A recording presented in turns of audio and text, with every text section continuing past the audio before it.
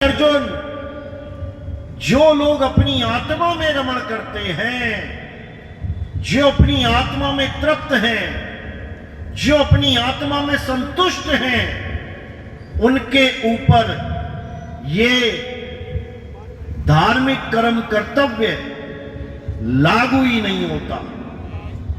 वो हर प्रकार के कर्म कांड से, हर प्रकार के जप तप व्रत से, हर प्रकार की पूजा पाठ से निवृत्त हो जाते हैं। उन कामों को करने का कोई प्रयोजन ही नहीं रह जाता, क्योंकि अब वो मंजिल की तरफ पहुंच गया है। अब उसे किसी की जरूरत नहीं चाहिए। तो क्या है मंजिल? आत्मज्ञान ही मंजिल है। और आत्मज्ञान के बिना जो कुछ भी है वो सब एक भटकाव है, भटकना है। जिसके लिए बोला जल में मीन प्यासी, मोहे देखत आवे हासी। आत्मज्ञान बिना नर भटके, कभी काबा कभी काशी। कभी काबा में कभी काशी में जन्मों जन्मों से भटक रहे हैं। अब अगर हम गीता के कहे अनुसार उस आत्मा के लिए एक बार पूरे विवेक के साथ अगर हम ये काम कर जाएं, तो समझ लो अब जन्म मरण से हमारी मुक्ति होके रहेगी। लेकिन अज्ञानतावश हम गीता पढ़ते तो हैं, गीता के बड़े बड़े कथावाचक आते हैं, 7-7 दिन पाठ करके चले जाते हैं, आत्मा आत्मा आत्मा चिल्ला के चले जाते हैं। लेकिन पाठ खत्म होने के बाद मूर्ति की पूजा करवा के सारा सामान समेट के चले जाते हैं। अब कहां गई आत्मा? अब कहां गया आत्मज्ञान? ये केवल बातों का विषय बना दिया गया है, केवल एक बातूनी प्रचार बना दिया गया है इस आत्मा को। तो कबीर साहब यही समझा रहे हैं। कबीर आत्मज्ञान का बड़ा नगर में शोर, और पूछो कैसी आत्मा, तो देते दांत निपोर। जिसको देखो आज आत्मज्ञान आत्मज्ञान आत्मा की बात कर रहा है। कहते हैं उससे पूछो कि आत्मा होती कैसी है, आत्मा का स्वरूप क्या है, आत्मज्ञान क्या है। उस आत्मज्ञान के नाम पे केवल शून्य मिलता है। जो आत्मा आत्मा समझा रहे हैं, बता रहे हैं, उन्होंने कभी आत्मा का अनुभव किया ही नहीं, तो बताएंगे क्या? दिक्कत यहां पे है। आत्मा आत्मा तो बहुत बड़े बड़े जगत गुरु करके चले गए, बोल बोल के समझा के चले गए। लेकिन जब तुम उनकी करनी देखोगे तो क्या देखोगे? वही जो आत्मा आत्मा चिल्ला रहे हैं कि आत्मा अजन्मा है, आत्मा नित्य है, आत्मा शाश्वत है, आत्मा अडोल है, अतः आत्मा अचल है, आत्मा सत्य है, आत्मा सनातन है। वही लोग पत्थर पूज के चले गए, वही लोग मंत्र जप के चले गए, वही लोग ज्योति प्रकाश देख के चले गए, वही लोग 5 तत्वों की अनहद नाद सुन के चले गए, लेकिन आत्मा को नहीं जान पाए। इसीलिए ये बार बार जन्म मरण का चक्कर खत्म नहीं हो रहा है। ये कैसे खत्म होगा? जब आत्मज्ञान आपके जीवन में आ जाएगा।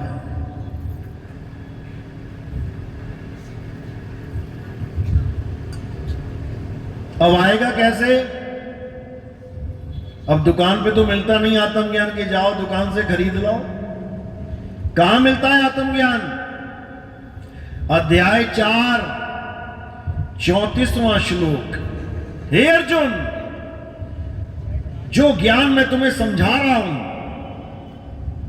इस ज्ञान को अनुभव करने के लिए तुम ऐसे तत्वदर्शी संत के पास जाओ जिसने आत्मा का अनुभव किया है, जो आत्मा को समझ चुका है, जो अपने शरीर को अलग और अपनी आत्मा को अलग करके जानता है, वही तुम्हें तुम्हारा आत्मज्ञान समझा सकता है, तुम्हें आत्मा के साथ जोड़ सकता है, वही तुम्हें सत्य का दीदार करा सकता है।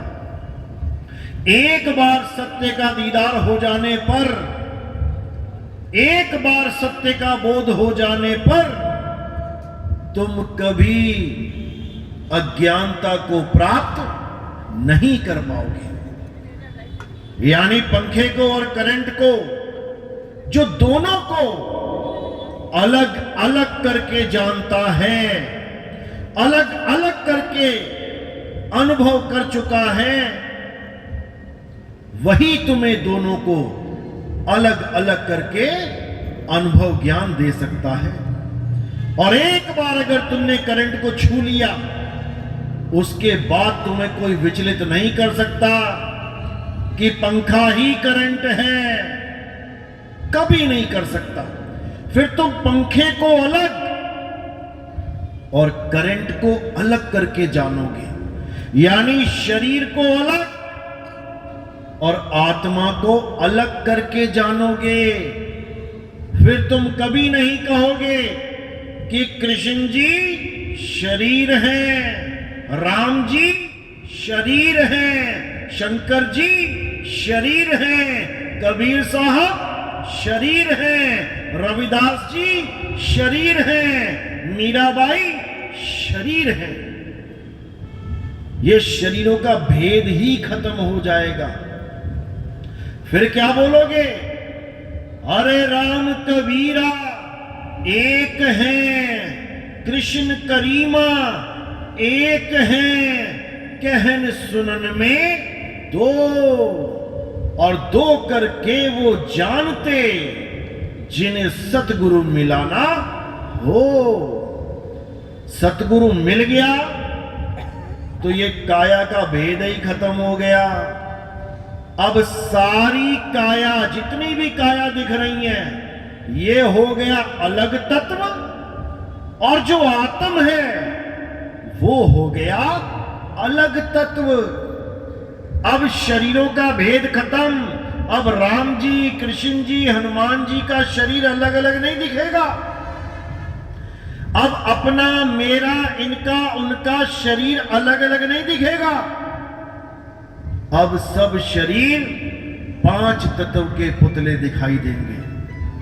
हवा है, पानी है, अग्नि है, धरती है, आकाश है, यही अलग अलग रूपों में बैठा हुआ है। नाम तो केवल तुमने रख दिया है। ये संजय, वो धीरज, वो मयंक, वो राजू, नाम हटा दो तो क्या है सामने? 5 तत्व। तुम भी 5 तत्व, हम भी 5 तत्व, सारे ही 5 तत्व। सारा भेद खत्म हो जाएगा। लेकिन ये 5 तत्व हमारा स्वरूप नहीं है। ये 5 तत्व है काया का स्वरूप। हमारा स्वरूप क्या है? हमारा स्वरूप है आत्म स्वरूप। इन 5 तत्वों की काया को, इन 5 तत्वों के असत्य तत्व को त्यागना है और आत्म तत्व को जानना है। हे अर्जुन, जो अपनी आत्मा को जान जाते हैं, जो ये समझ जाते हैं कि मैं और वो शरीर नहीं है, मैं और वो आत्म तत्व हैं, जो इस बात को, इस भेद को जान जाते हैं, उनमें और मुझ में कोई फर्क नहीं रह जाता। जो तू सो हम हो जाता है। इसी प्रकार के ज्ञानी को तत्व ज्ञानी कहते हैं, जो असत तत्व और सत तत्व दोनों का भेद समझा देता है। यही समझना है। सारे धर्मों का सार यही है। धर्मों के नाम पे लड़ाई करते रहो, उससे कुछ मिलने वाला नहीं है। धर्मों का सार आत्मा है, और आत्मा निष्पक्ष है। वो पक्षपात से परे है। वो हिंदू को भी चलाती है, वो मुसलमान को भी चलाती है, वो सिख को भी चला रही है, वो ईसाई को भी चला रही है। जिसका कोई धर्म भी नहीं है, जो भगवान को मानता ही नहीं है, यहां तक कि जो आत्मा को भी कहता है आत्मा कुछ नहीं होती, ये उसको भी चला रही है। इसको समझ लो। जो सबको चला रहा है, जो सब घटों में व्याप्त है, वही असली राम है, वही रमता राम है। जिसके लिए कबीर साहब ने समझाया था, ज्यों तिल माही तेल है और ज्यों चकमक में आग, तेरा साईं तुझ में है, जाग सके तो जाग। तेरा साईं मंदिरों में नहीं है कि तुम साईं को ढूंढने मंदिर में जा रहे हो। जब मंदिर नहीं था, वहां पे मूर्ति स्थापित नहीं की थी, तब तुम्हारा साईं कहां था? उस जगह को ढूंढो जो तुम्हारे साईं का असली घर है। ये तो तुमने बना दिए, ये तो इंसानों ने बना दिए। भगवान अपना घर नहीं बना पाया। परमात्मा ने सारे खंड ब्रह्मांड बना दिए, सारी धरती, सारा आकाश पाताल बना दिए, सारे ग्रह बना दिए। एक मंदिर नहीं बना पाया अपने लिए। इतना कमजोर बना दिया तुमने उसको कि उसका घर तुम्हें बनाना पड़ेगा। यही अज्ञानता है। उसने अपना ऐसा पक्का घर बना रखा है कि उसको कोई तोड़ ही नहीं सकता। बाबर आया, हुमायूं आए, मंदिर तोड़ तोड़ के मस्जिद बना दी। जिस भगवान का मंदिर तोड़ा, उस वक्त भगवान कहां था? अपना घर नहीं बचा पाया। समझो इसको। 17 बार कितने लोग आए लूटने के लिए, 17 बार लूट के ले गए। कहां था भगवान? अगर भगवान होता, तुम अपने ऊपर लगा लो। तुम घर में बैठे हो, तुम्हारे घर में क्या चोर घुस के टीवी उठा ले जाएगा? तुम्हारे सामने। तुम्हारे घर में घुस के तुम्हारा लॉकर तोड़ के पैसे ले जाएगा? तुम्हारे सामने। लेकिन एक लुटेरा आता है, मंदिर का गल्ला तोड़ के ले जाता है, मंदिर का घंटा पीतल का वो भी उखाड़ के ले जाता है। अरे भैया, बाकी छोड़ो, भगवान की मूर्ति उखाड़ के ले जाता है। रोकता क्यों नहीं भगवान? क्योंकि भगवान उसमें नहीं है। जहां भगवान है, और अगर वो खड़ा है मंदिर में, तो लेके जाके दिखाए कोई। तुम मंदिर में बैठे हो, चोर आएगा गल्ला लेने, ले जाएगा क्या? ले जाएगा? क्यों? क्योंकि वहां भगवान बैठा है। बेटा हाथ लगा के दिखा तू। मूर्ति नहीं रोकेगी उसको, आत्मा रोकेगी। इसलिए परमात्मा मूर्ति में नहीं है। कहां बैठा है? आत्मा में। आत्म में राम, राम में आत्म, छीनस गुरुमुख विचारे। जब वेदी गुरु तुम्हारे जीवन में आता है तब तुम्हें जड़ और चेतन का भेद समझा देता है। क्या है जड़ और क्या है चेतन। जड़ से दूर करवा देता है और चेतन से जोड़ देता है। जड़ चेतन का करे निबेड़ा और कहे कबीर सो हंस है मेरा। इस आत्मा का खोजी बनना है हमने। ये पत्थर की मूर्तियां तो इंसान बना के बैठा है। देखो एक त्योहार आता है, गणेश जी का त्योहार आया तो पूरी सड़क पे गणेश ही गणेश, गणेश ही गणेश दिखाई देने लग जाएंगे और तुम भी कंफ्यूज हो जाओगे, माथा टेकू तो टेकू कहां। चढ़ाओ जरा 10-10 रुपए हर गणेश की मूर्ति के आगे, चढ़ाओ जरा 100-100 रुपए। नहीं चढ़ा पाओगे, नहीं चढ़ा पाओगे, क्योंकि तुम्हारे भाव ही नहीं बनेंगे उस मूर्ति के साथ। भाव कहां बनेंगे जाके? मंदिर में। वही मूर्ति मंदिर में लग गई, अब तुम्हारे लिए भगवान हो गया। वही सड़क पे धूल खा रही है, कोई पूछने नहीं जा रहा उस भगवान को। तो इसी को समझना है, असली भगवान कहां है? हमारी आत्मा में विराजमान है। वही रमता राम है। हिंदू में भी रमा है, मुसलमान में भी रमा है, सिख में भी रमा है, ईसाई में भी रमा है। वही रमता राम है। कस्तूरी कुंडल बसे मृग ढूंढे वन माही, ऐसे रमता राम है ये दुनिया जाने नहीं। ये दुनिया नहीं जानती। उस रमता राम को ढूंढ नहीं रहे और बिल्डिंगें बनाने में लगे हैं। उससे क्या हो जाएगा? बड़े से बड़ा मंदिर बनाने में लगे हैं, होड़ लगी है।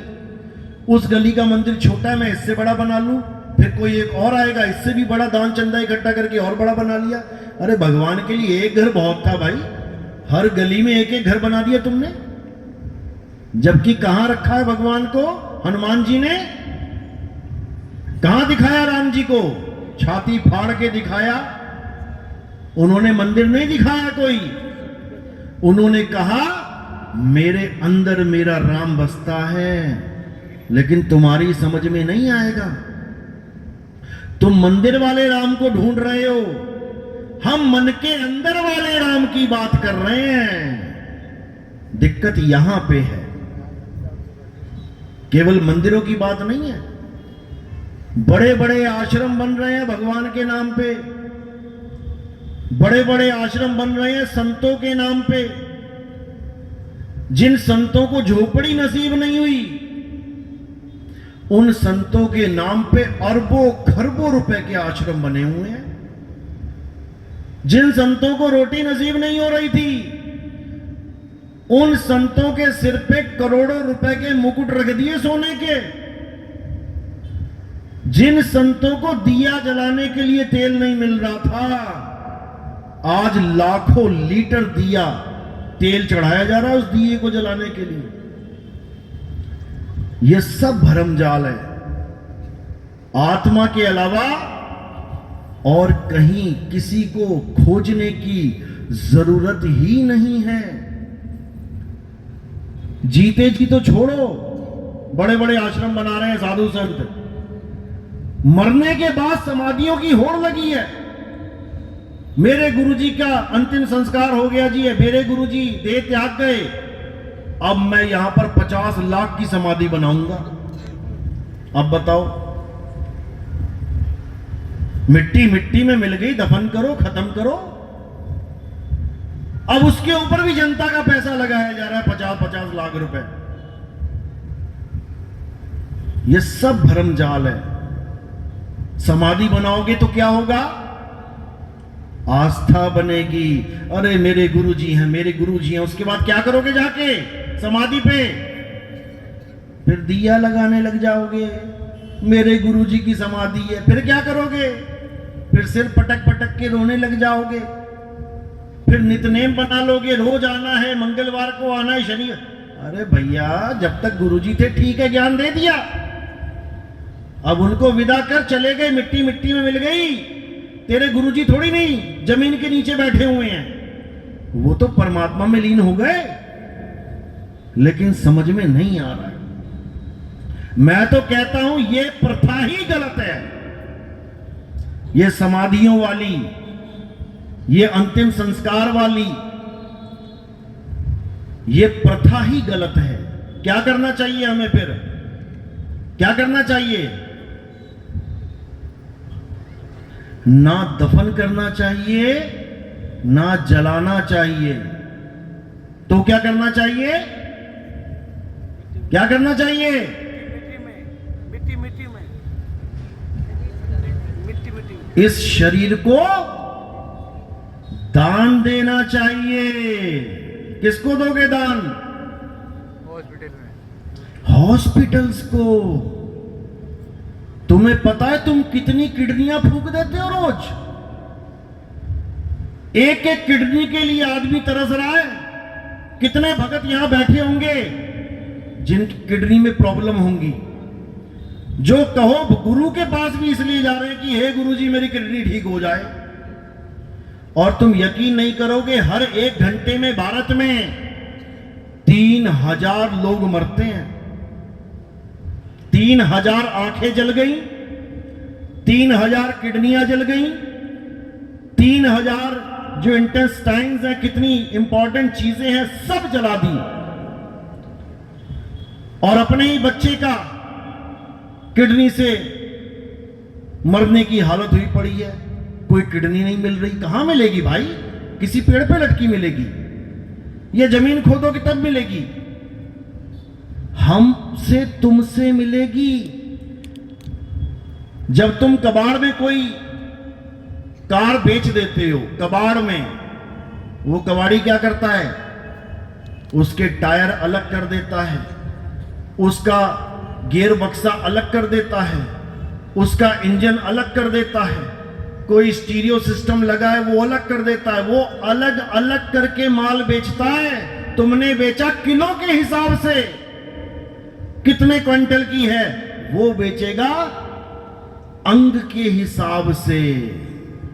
लेने जाओ जरा पुराना साइलेंसर मोटरसाइकिल का, तुम्हें पता लगे कितने का है। इसी प्रकार इस प्रथा को ही खत्म कर देना चाहिए। जलाना और दफनाना, क्या जलाने से भगवान मिल जाता है? अंतिम संस्कार को कहते हैं जलाना। परमात्मा मिल जाएगा जलाने से या दफनाने से मिल जाएगा? दोनों ही अवस्थाओं में तुमने शरीर को खत्म कर दिया, जबकि इसी में इतनी चीजें लगी पड़ी हैं जो किसी जरूरतमंद को मिल सकती हैं।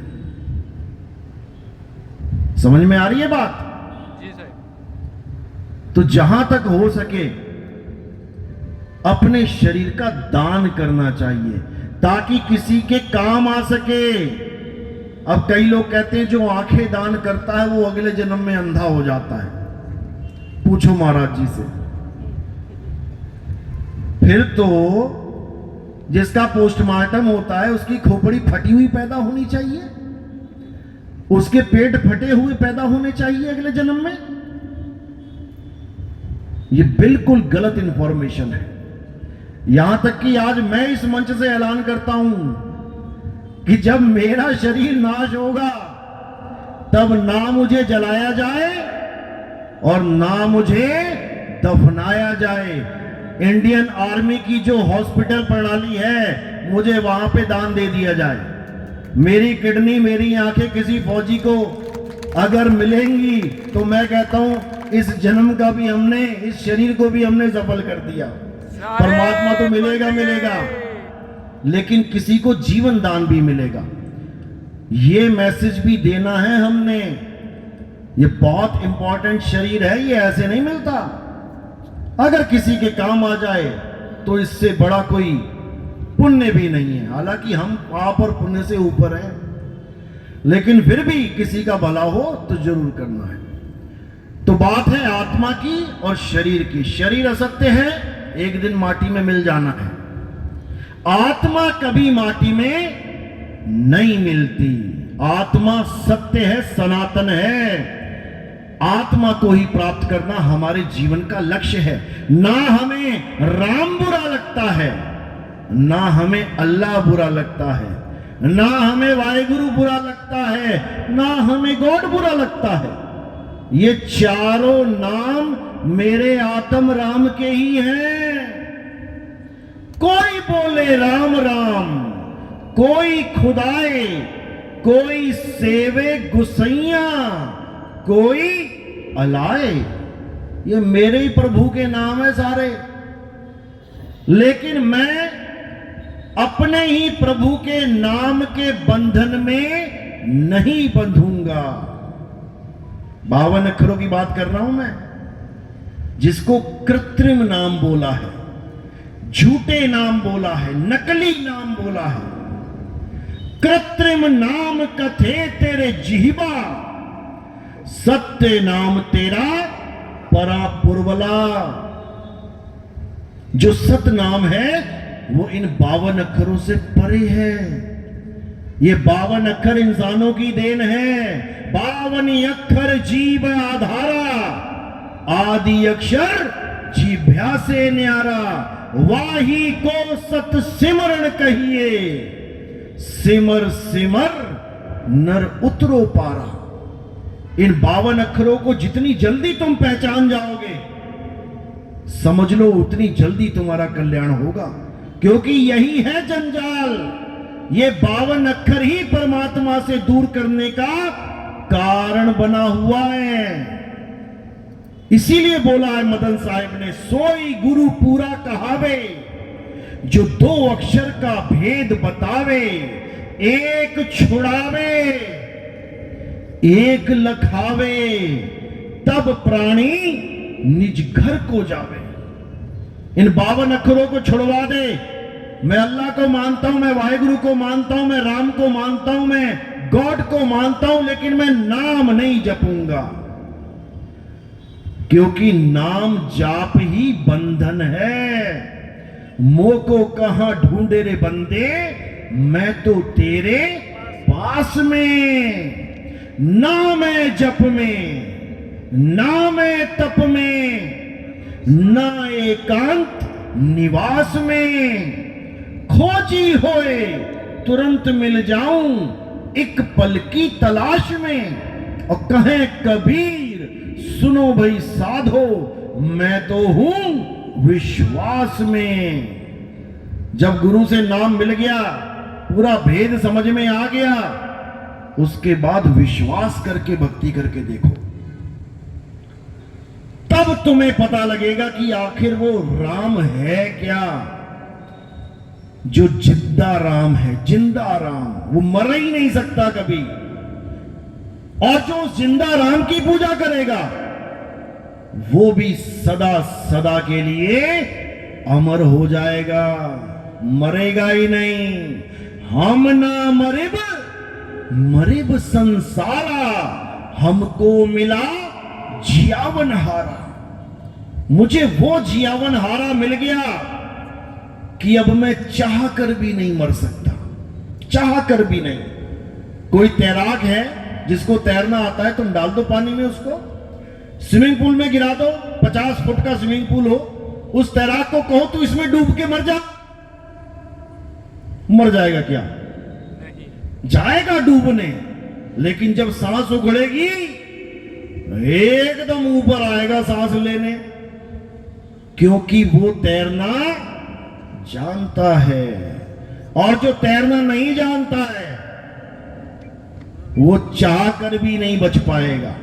चाहता तो है कि मैं बच जाऊं, लेकिन बेचारा बच नहीं पाएगा, क्योंकि उसे मरने की कला ही नहीं पता।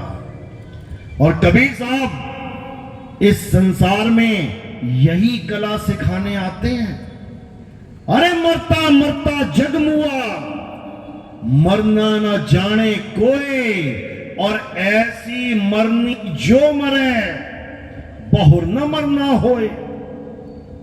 तुम एक बार ऐसे मर के देखो जैसे मैं समझा रहा हूं, उसके बाद तुम्हारा जन्म और मरण खत्म ना हो जाए तब कहना तुम्हारा जन्म मरण खत्म हो जाएगा।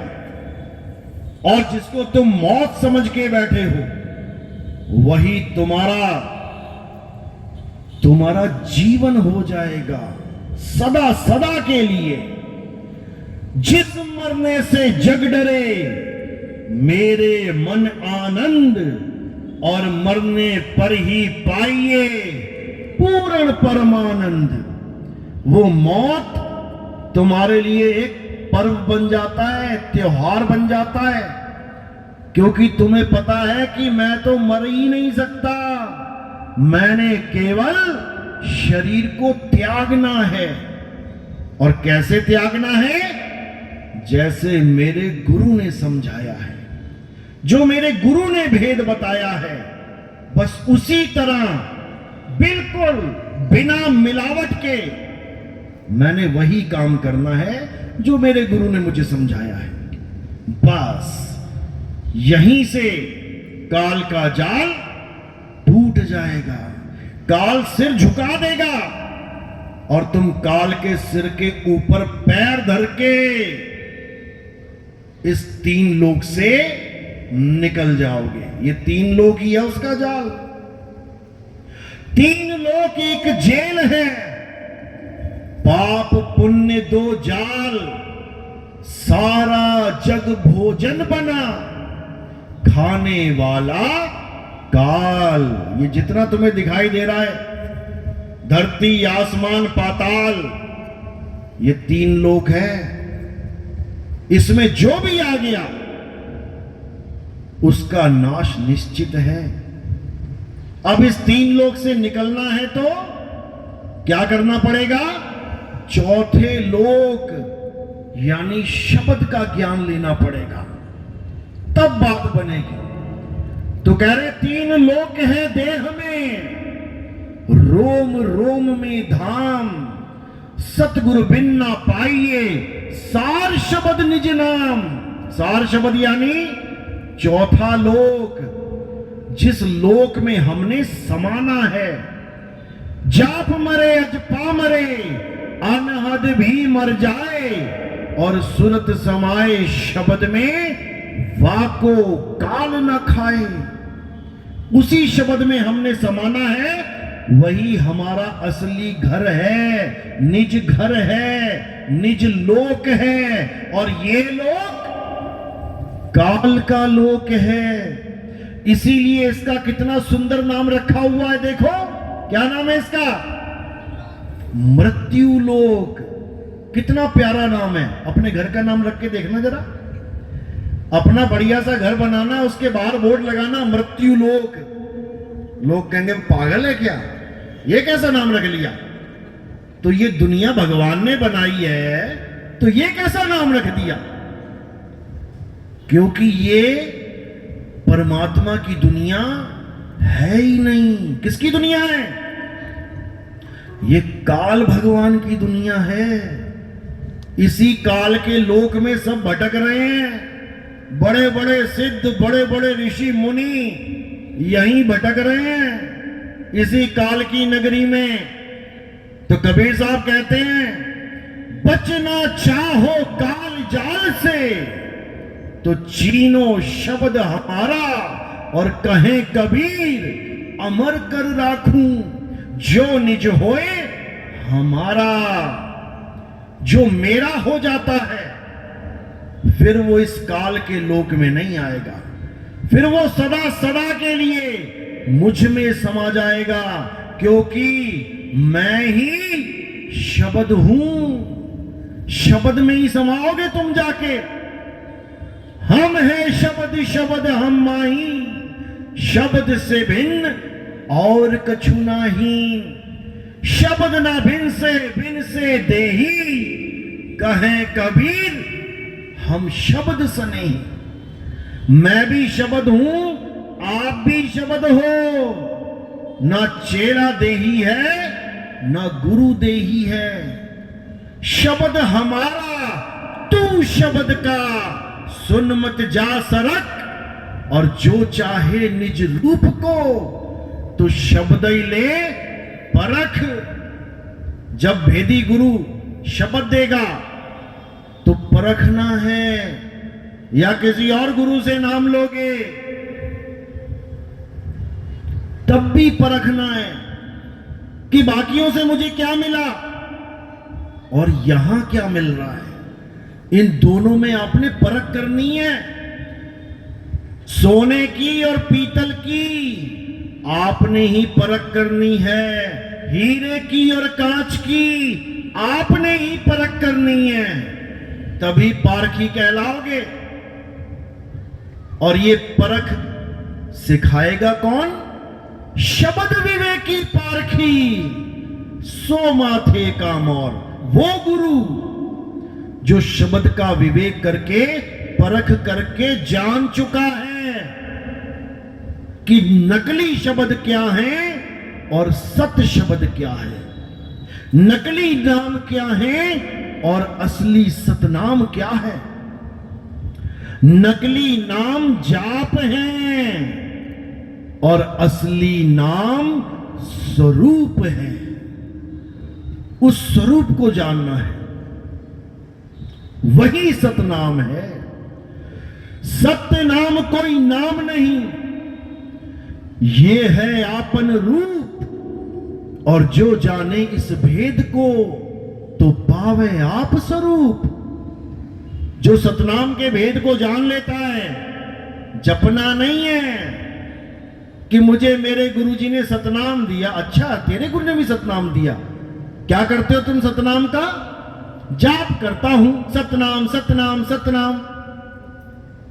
ये तो वो बात हो गई कि मिर्ची लगी तो गुरुजी ने चीनी का नाम दे दिया, गुड़ का नाम दे दिया, अब जप रहा है बेचारा चीनी गुड़ चीनी गुड़ चीनी गुड़।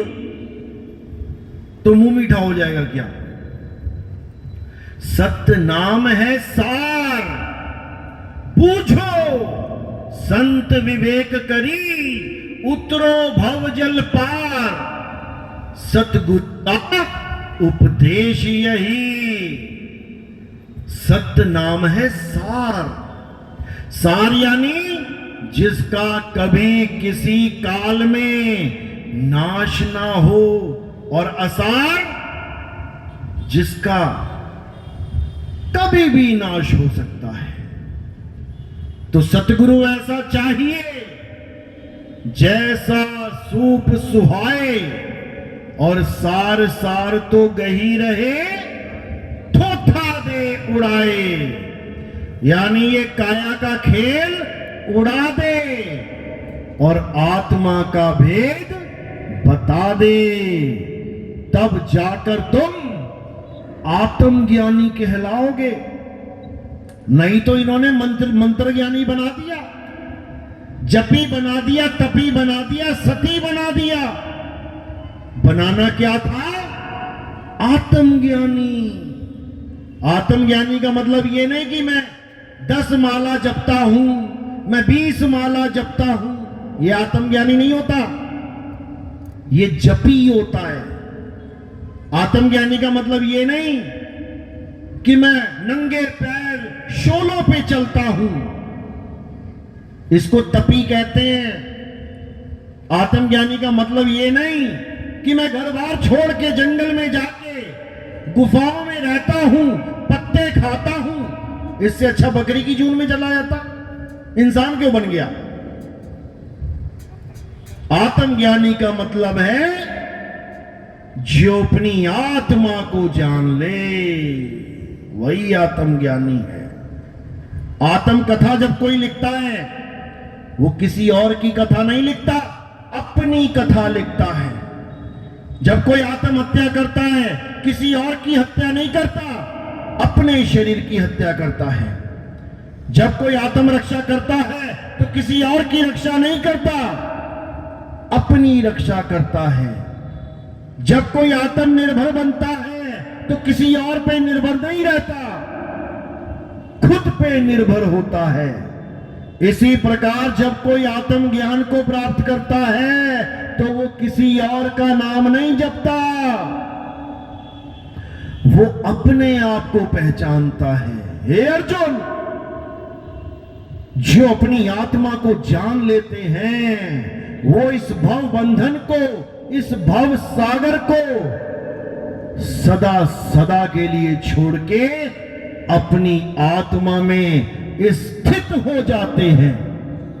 उन्हीं लोगों को स्थित प्रज्ञ बोला गया है। स्थित प्रज्ञ, जो अब चल अवस्था में नहीं रहते, जो स्थित हो चुके हैं, अचल हो गए हैं, वही मुक्त होंगे। जो चल रहे हैं इस लोक से उस लोक में, उस लोक से उस लोक में, वो कभी मुक्ति प्राप्त नहीं कर सकते। इसीलिए गरीबदास जी ने कहा, सतगुरु के लक्षण कहूं अचल विहंगम चाल, हम अमरापुर ले गए ज्ञान शब्द सिर घाल। ये भेद की वाणी है।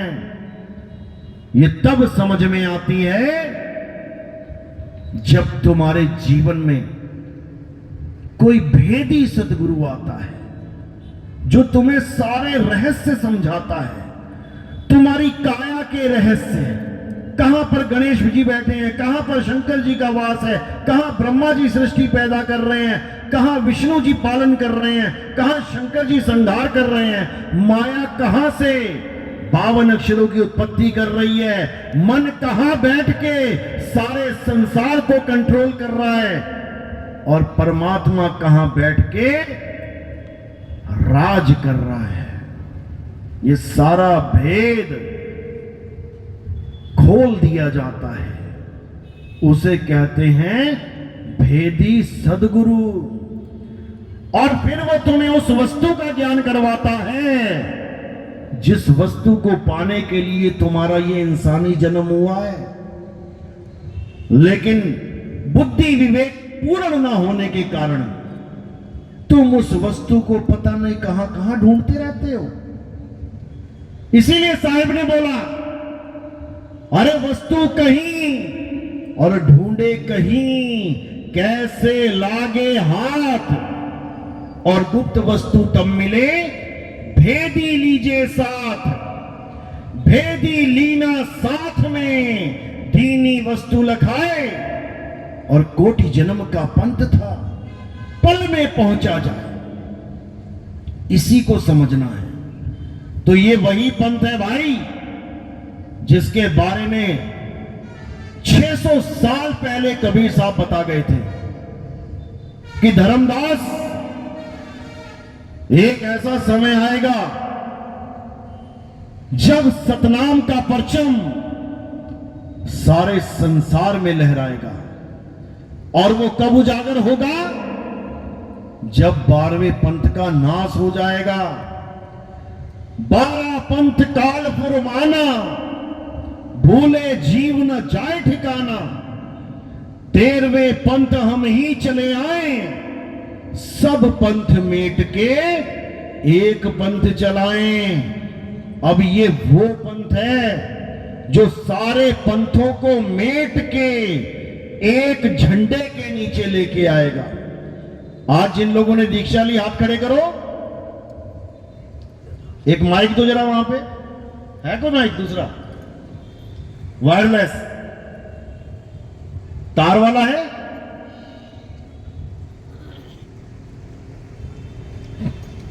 फिर से हाथ खड़े करो। कहां से नाम लिया था पहले? किसी गुरु से लिया था? कहां से? आवाज नहीं आ रही। सच्चे सौदे से लिया था। बहुत अच्छी बात है। रामपाल जी वाले कितने? हाथ खड़े करो केवल। बहुत बढ़िया। राधा स्वामी वाले जो आज तक भी ले चुके हैं नाम, पिछले पंथ में थे। धन सतगुरु वाले, नाथ पंथ वाले, कोई क्रिश्चियन में था, कोई मुस्लिम है, सब अलग अलग पंथों से। हर इंसान, हर आदमी किसी ना किसी पंथ में जुड़ा हुआ है। क्यों? क्योंकि वो परमात्मा को चाहता है। लेकिन जुड़ता किस पंथ में है? जहां पर उसके मां बाप जुड़े हों। हम मंदिर क्यों जाते हैं? क्योंकि हमारे मां बाप जाते हैं, हमें लेके जाते हैं। हम मस्जिद क्यों जाते हैं? क्योंकि हमें मां बाप लेके जाते हैं। हर धर्म का बच्चा अपने ही धर्म में क्यों जा रहा है? क्योंकि उसके मां बाप लेके जा रहे हैं। लेकिन जिस दिन बच्चे ने यह समझ लिया कि ठीक है, मेरे मां बाप मुझे लेके गए, अच्छी बात है, जहां वो जुड़े थे वहां मुझे जोड़ दिया, अच्छी बात है, लेकिन परमात्मा ने मुझे विवेक बुद्धि दी है। क्यों दी है? ताकि मैं भी कुछ विचार कर सकूं, मैं भी ये समझ सकूं कि जहां मुझे मेरे माता पिता ने जोड़ दिया है, वो जगह, वो पंथ पूर्ण ज्ञान दे भी रहा है कि नहीं। कैसे परख होगा? विवेक और बुद्धि से। इसलिए जो जहां जुड़ा है अच्छी बात है, क्योंकि ये मूल ज्ञान ऐसे समझ में भी नहीं आता। ये पीएचडी की पढ़ाई तब तक समझ में नहीं आती जब तक तुम मास्टर डिग्री ना कर लो। इसलिए जहां तक पिछले गुरुओं ने आपको ज्ञान दिया, बहुत अच्छी बात है, आपको इस लाइन में डाला कि आप धीरे धीरे धीरे आगे बढ़ते रहे। बढ़ते बढ़ते YouTube पे खोजने लगे, कोई संतों की वाणी, कोई राम जी की कहानी, कोई कुछ और एकदम आपके मोबाइल में हमारा सत्संग आ गया।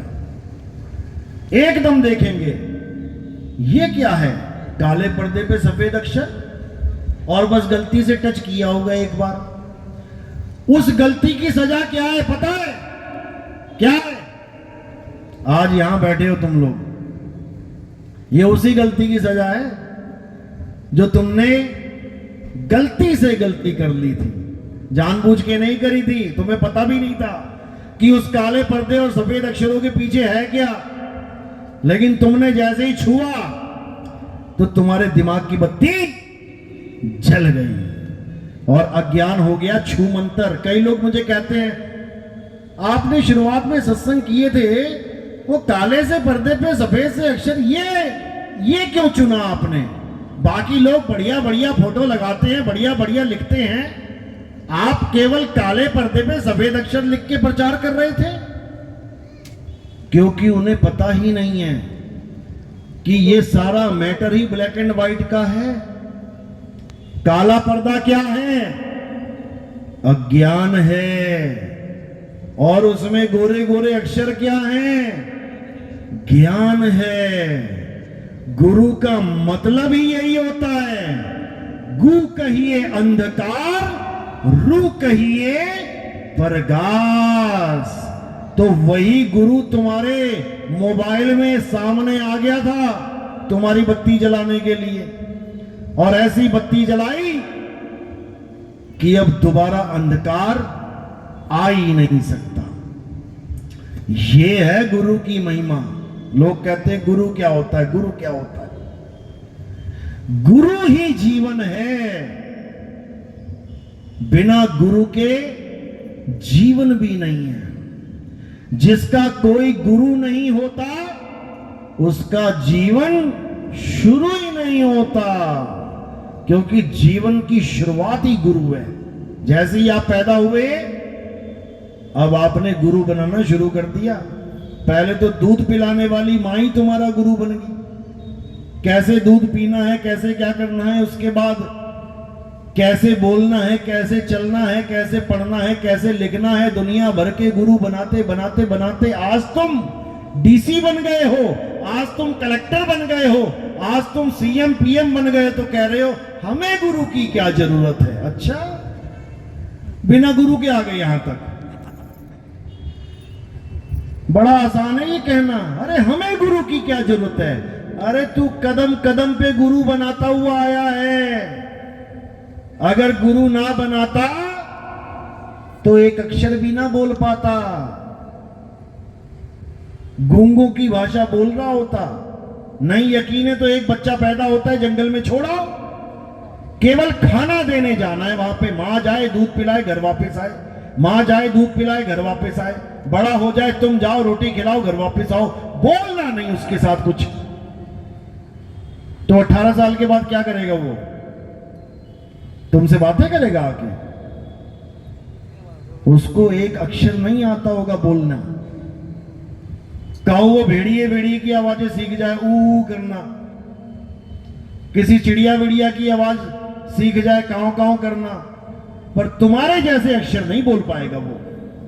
इसलिए आज अगर हम यहां तक पहुंचे हैं, हम गुरु की बदौलत पहुंचे हैं। तो दुनिया में स्टैंड करने के लिए जब गुरु की जरूरत पड़ रही है, तो परमात्मा क्या इतना सस्ता समझ लिया तुमने कि परमात्मा पाने के लिए हमें गुरु की जरूरत नहीं है? अरे जिनकी तुम पूजा कर रहे हो, राम जी कृष्ण जी जो 3 लोक के मालिक के धनी हैं, वो तक गुरु बना के बैठे हैं। राम जी के गुरु वशिष्ठ जी, कृष्ण जी के गुरु संदीपन जी, उनको गुरु की क्या जरूरत है? जब वो गुरु बना के बैठे हैं, तो भैया तुम्हें क्यों शर्म आ रही है गुरु बनाने में? दिक्कत ये है, कई लोग कहते हैं जी गुरु जेलों में पड़े हैं। अरे भाई अपनी करनी भोग रहे हैं, तुम्हें क्या दिक्कत है? एक डाल दो पंछी बैठे, एक गुरु एक चेला, और गुरु की करनी गुरु भरेगा, चेले की करनी चेला। साहिब तो ये बोल के गए कि तू क्या कर रहा है, तुझे क्या लेना, तू अपना काम देख। एक केमिस्ट्री का प्रोफेसर या एक डॉक्टर खूब दारू पीता है, डॉक्टर खूब दारू पीता है, और तुम्हारी भी दारू पी पी के किडनी फेल हो गई, लीवर सड़ गया। अब क्या तुम इलाज कराने नहीं जाओगे वहां पे उस डॉक्टर से? तुम क्या कहोगे, अरे वो तो खुद दारू पीता, मेरा इलाज क्या करेगा? इलाज उसकी दारू नहीं करेगी, इलाज उसका ज्ञान करेगा। कहो वो तुम्हें ठीक ही कर दे पूरा, लेकिन खुद को दारू से नष्ट कर लेगा, खुद के शरीर को नष्ट करवा देगा दारू पी पी के, लेकिन पता नहीं कितने मरीजों को ठीक कर देगा। तो इसी को समझना है, वो गुरु की करनी है। कोई जेल में बैठा है तो अपने कर्मों से बैठा है, तुम्हें थोड़ी नहीं जेल में ले जा रहा, तुम अपने कर्म ठीक कर लेना, लेकिन गुरु से ज्ञान जरूर लेना है, तभी कल्याण होगा, नहीं तो नहीं होगा। चलो आज का सत्संग यही समाप्त करते हैं। मेरी बातें किस किस के समझ में आई, हाथ खड़े कर दो एक बार। पूरे ज्ञानी बन गए हो, बहुत अच्छी बात है। इस जन्म में भी नहीं बनोगे तो कभी नहीं बन पाओगे, ये आखिरी मौका है। अगर ये मौका निकल गया हाथ से, बड़ी दिक्कत हो जाएगी। चलो आज का सत्संग यही समाप्त करते हैं, और आगे का जो प्रोग्राम है वो आपको दीपक जी बता देंगे, किरण जी। तो जयकारा लगाएंगे और उसके बाद समापन करेंगे। बोलिए परमपिता परमात्मा की, सदगुरु बंदी छोड़ कबीर साहिब की, सदगुरु मदनपति साहिब की, सदगुरु जाहिरपति साहिब की, सदगुरु राम सेवक साहिब की, सदगुरु वैराग साहिब की, सभी संतों की, सभी भक्तों की, आज के आनंद की, सकल हंस को बंदगी साहेब बंदगी, सतनाम सतनाम।